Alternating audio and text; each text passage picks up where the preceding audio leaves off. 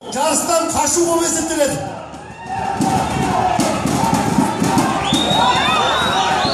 Яғни қырғыз елінің спортшысына ескерту жасалды. Было озвучено предупреждение участнику из Кыргызстана.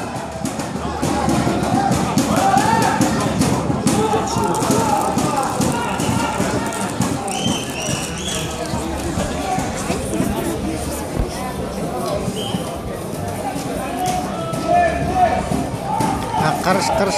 Мінекей, ек балуанды көріп отырсыздар. Міне көріп отырсыздар. Міне Қырғызстанды балуанның астындағы ат. Міне аттың мойнынан шақалады. Таза жеңіз. Аттың мойнынан ұстап, елді мойнынан ұстаған таза жеңіз. Аттың мойнынан ұстауға болмайды яғни. Өзінің ерінің басынан, аттың басынан ұшақтаған ол таза жеңіз. Было замечено дело награждения. Итак, победа! 1.54 секундта таза жеңіске Қазақстан құрама командасының мүшесі Жапишев Ермек жеңіске жетті. Ол жекпе-жектің